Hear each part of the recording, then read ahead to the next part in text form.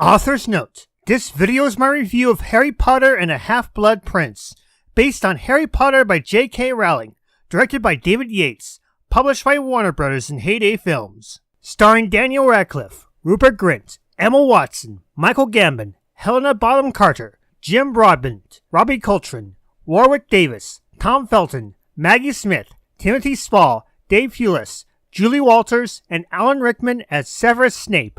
Rated PG. Special thanks to Drac Keegan VA for her voice of Starlight Glimmer and Syndrome for the Cozy Glow model. Merlin's beard! No need to disfigure me, Albus. Imperio Crucio Avada Kedavra?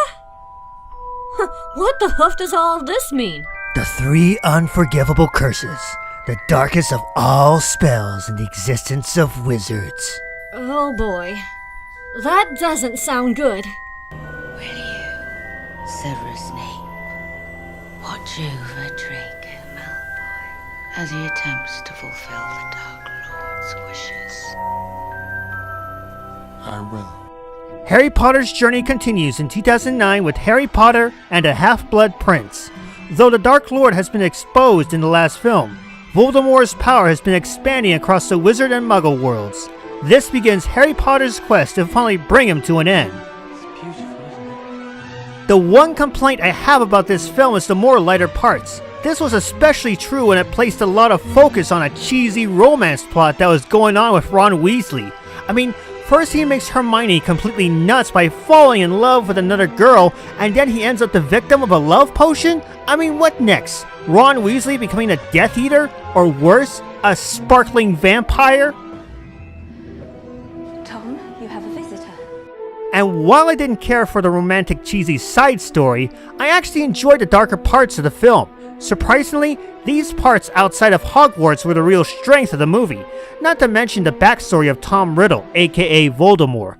Sure, we only see him in the backstory of the film, but it's still interesting to see into the history of the greatest villain in Harry Potter history, and sometimes I can actually understand why he went down this ugly path.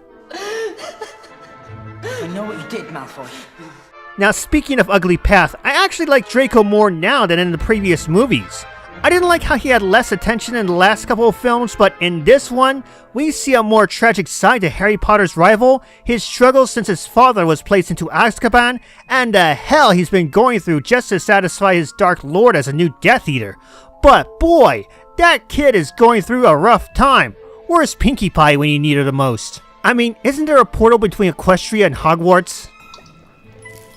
Merlin's beard. It is perfect. And I swear, J.K. Rowling needs to stop creating such interesting characters like Horace Slughorn. On the outside, he looks like this cool uncle who has an optimistic viewpoint and saw some great promise in Potter. But on the inside, he too played an important role in Tom Riddle's backstory and served as an important piece of the movie.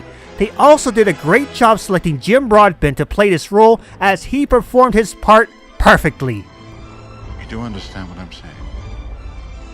Should I tell you to hide, you hide. Should I tell you to run, you run. And while there are some problems with Harry Potter's recklessness in this film, there was one redeeming moment for the kid. We see him become closer to Albus Dumbledore throughout the earlier and latter parts of the film. It was something that was lacking in the last two Harry Potter films, but regardless, it helped rekindle the bond between Potter and Dumbledore, just like a certain princess and her student. While I don't consider Harry Potter and the Half-Blood Prince as great as previous Harry Potter films, it does set up a stage for the grand finale and takes the franchise in a darker direction, though I do question the PG rating. And on a side note, yes, we all know what happens in the end, so feel free to spoil away, Spoil Sports. You've done this since 2005, you know. You dare use my own spells against me, Potter? Yes. I'm the Half-Blood Prince. Hey, Lord Fat, those hard arteries don't stop bullets. Avada Kedavra! Shadow? Was that the... Killing curse? Or this one I got after I killed a Death Eater with my bare hands? I'm going to have nightmares for weeks.